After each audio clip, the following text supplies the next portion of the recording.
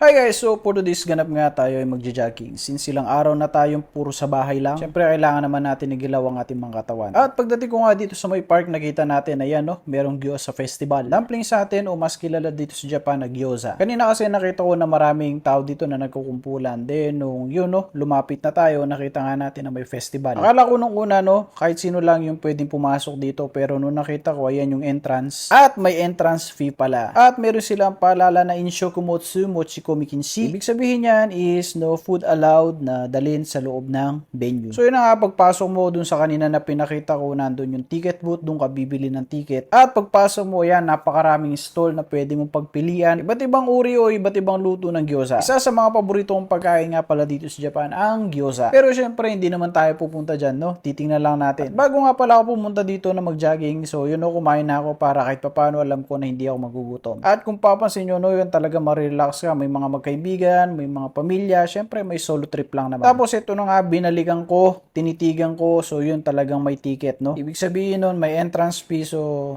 mag-jogging na lang muna tayo. At syempre, pakita muna natin tong view ng ating pag-joggingan. At since ito na nga, no, matagal-tagal din tayong walang galaw-galaw ng katawan, kaya ito, warm up muna ang kuya mo. Sarap sa pakiramdam kasi ng ganito, no, since ilang araw tayo na talagang puro sa bahay lang. At syempre, sa trabaho, sanay tayo na gumagalaw, kaya yun, ito, ilang araw din tayong kailangan na gumalaw-galaw. Yun ang sarap sa pakiramdam. Pamparam pam pam, pamparam param pam. At alam nyo ba guys, dito sa Japan, na kahit anong gawin mo, kahit ano yung trip mo sa buhay, wala talagang makikialam sa'yo, kaya yun no, do what you want. At ito na nga, papakita ko sa inyo ang venue kung saan ako nag-warm up. At talaga naman na marirelax ka, lalong-lalo na kapag ganito na nature lover ka, yan no, sarap ng simoy ng hangin. Bukod sa napakaganda na ng panahon, talagang marirelax ka kasi kapag ganito yung talagang pupuntahan mo na lugar, marirelax yung utak mo. At kung ready ka na, 1, 2, 3, go! Ikot-ikot lang, ikot-ikot-ikot lang, ikot-ikot lang, ikot-ikot, ikot. O, di ba guys, kung nahilo kayo, yun o, mas nahilo ako.